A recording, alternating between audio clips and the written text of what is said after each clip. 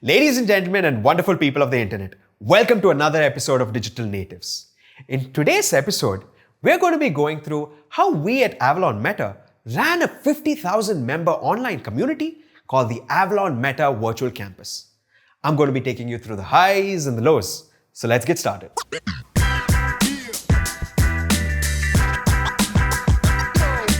So let's get started. This is the Avalon Meta Virtual Campus Discord server. As you see on the left, we have the various channels. And on the left here, this is called the switcher. So the switcher shows you all the Discord servers that you're a part of. So I've been a part of multiple Discord servers. I've also created multiple Discord servers. So I know my way around the ecosystem, right? But for the first time, if you are using Discord for the first time, especially as a user, not just as a community manager, it can get a little overwhelming. Where do you start? We try to make things very simple by having a channel specifically called Newbie Zone, where a new user can come in and ask questions. We also had different channels like main and skill-based channels, etc. The problem is it was still very overwhelming. So because of all of this, we had to create a separate website which had like a tutorial which showed like the ultimate guide to use an Avalon Meta virtual campus Discord server to try and help people. But Discord's onboarding and user experience can be a little challenging for someone who's using it for the first time. But it's a wonderful tool. However, it has a few shortcomings. I want to explore them and explain it to you, especially if you're looking to start your own server, and what are the things that you can avoid. So number one, if you're hosting a server, our server was more than 50,000 people, and it was one of the largest Discord servers, especially in the edtech space in India. But as we scaled, we noticed that things started to break.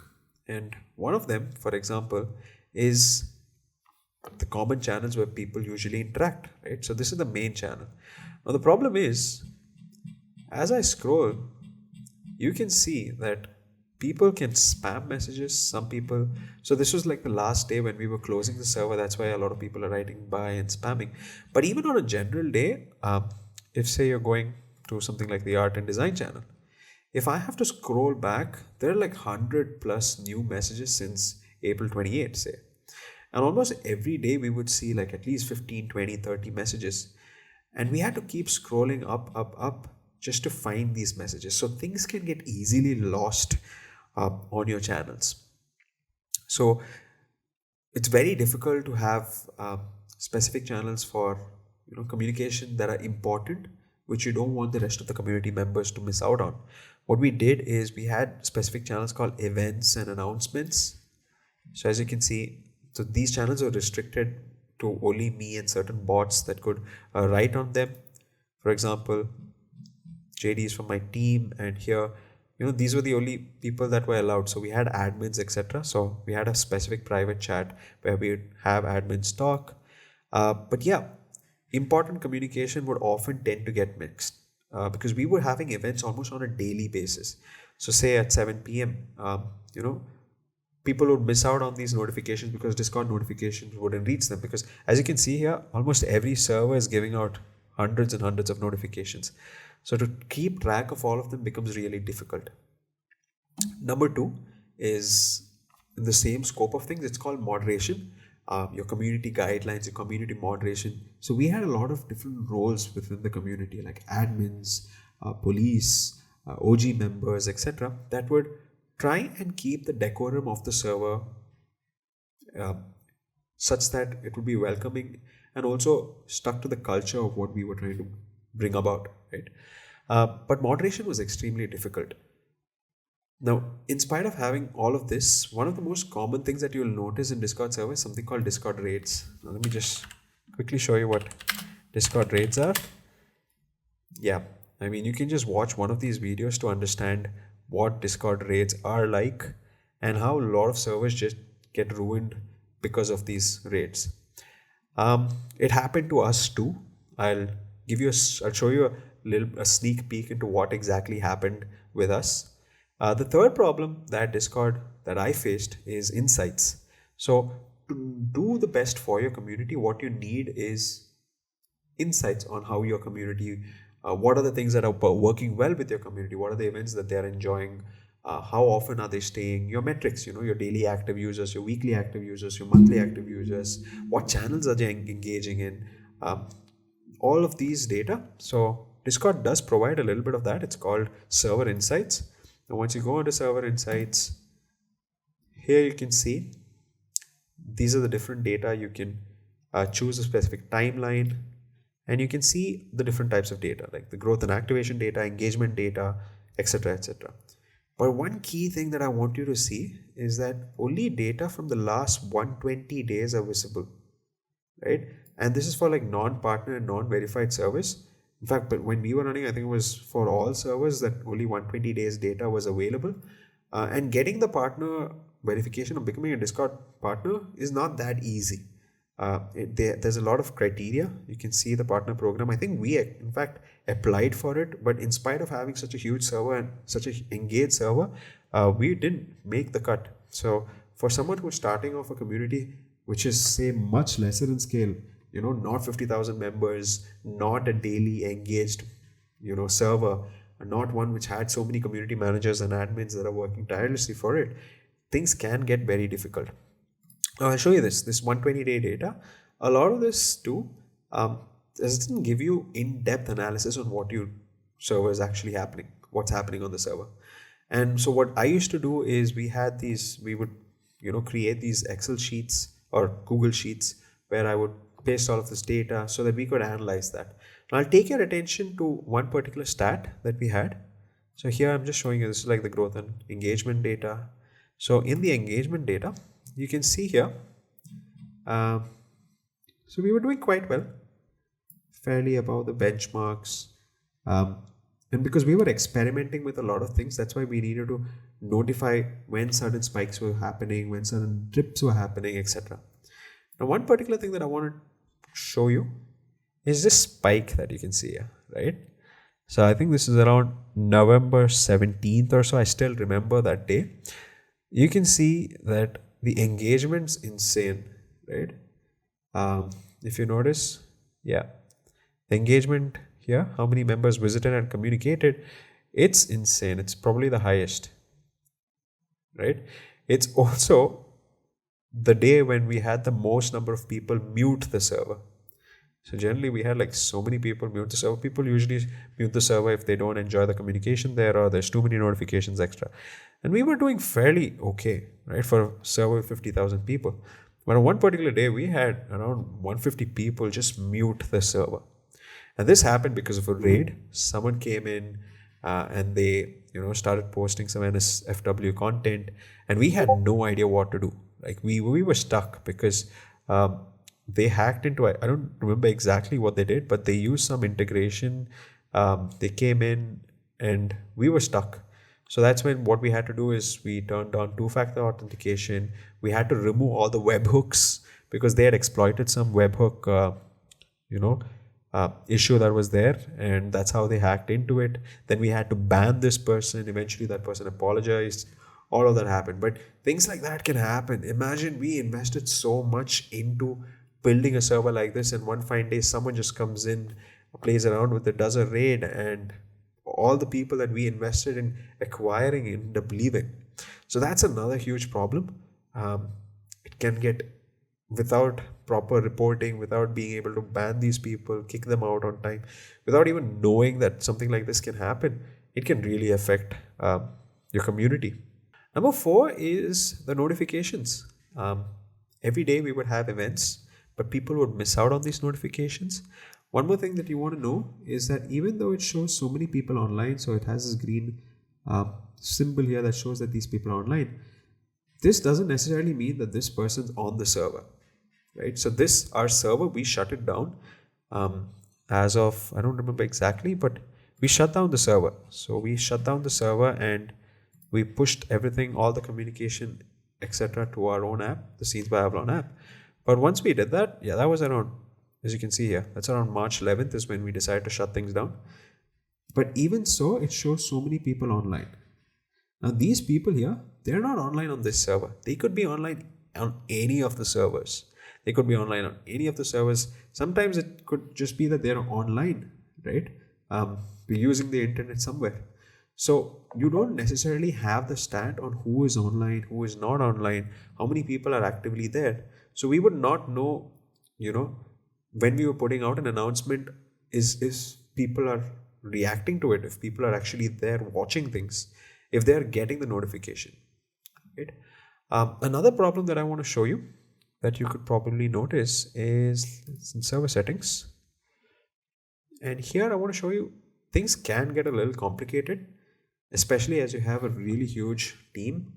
The amount of roles and moderation that you need to have, right? So Discord offers a lot of granularity, and for someone who is looking to have a very simple server, it can get a little overwhelming with the number of options that you have in terms of, say, for example, who can post on a particular channel, right? The permissions.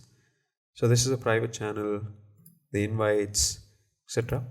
So here you can see all the different permissions that are there, who can post on what, who can send invites, who can, what are webhooks. This is one of the problems that we faced, right? So the manage webhooks option was turned on, and because that was turned on, someone was able to exploit that option. Here are other various options that you have. So all of this can get overwhelming for someone who's just trying to look for a simple server. Now what you can do is you can probably sync them to a particular category, a channel category. But even then, to set up permissions, because we had different permissions for different channels, like only certain people were allowed to post on events, only certain people posted on Newbie Zone, etc. So because of all of that, things did get a little complicated. Awesome.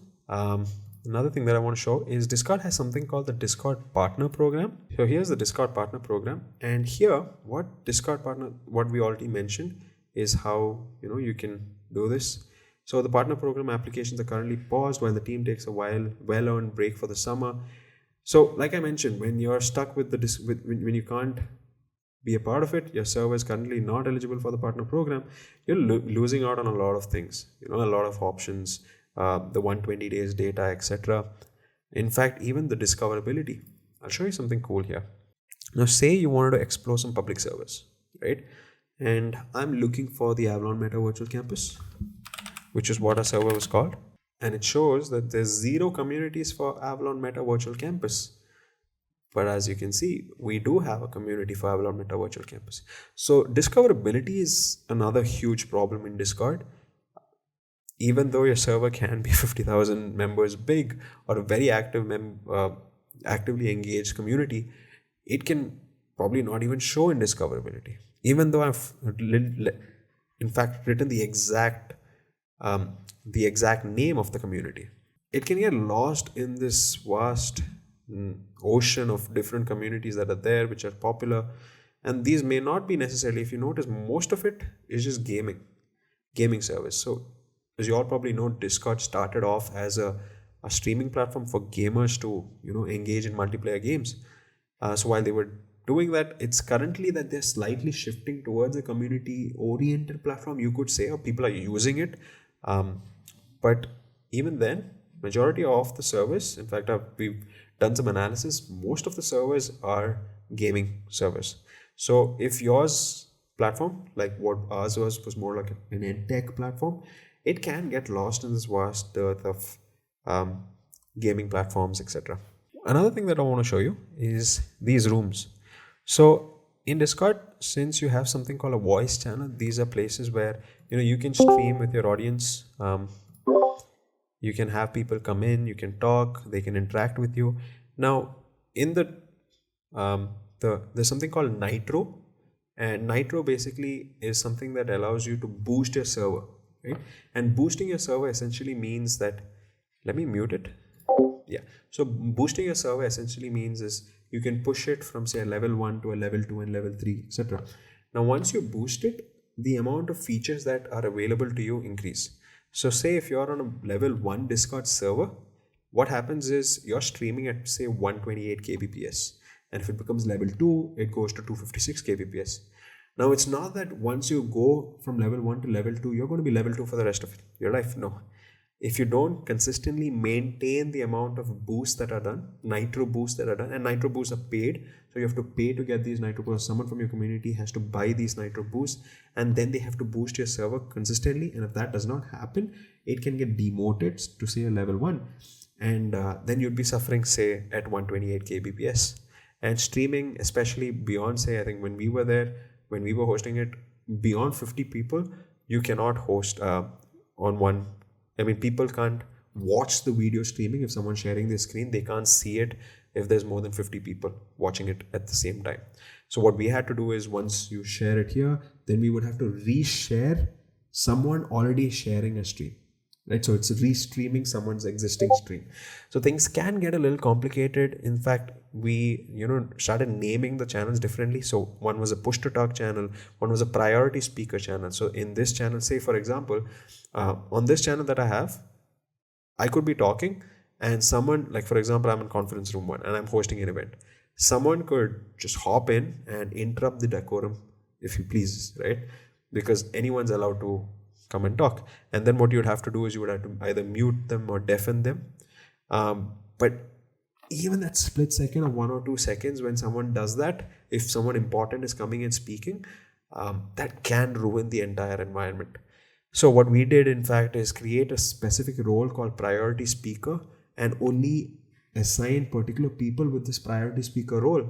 And only those people, say for example, so only those people with the priority speaker. So admins already have all of the other roles too. So Avalon team, which is my role, it is the highest. So technically I have all these other roles too. And we had to individually assign priority speaker to each of the people that are coming. So things can get a little heavy in terms of handling things, especially if you're doing it alone or you have a small team. And as things scale, it can get a little difficult. But overall, this was an important part in our journey in creating a wonderful platform and creating a really big community. We have explored, I think, almost all the platforms there are in community building, say from a Facebook group, say to Telegram, to WhatsApp, to a Discord server, and each of that has helped us in trying to find that perfect platform or build it on our own. So yeah, I hope you enjoy this quick stream, and I'll see you again soon.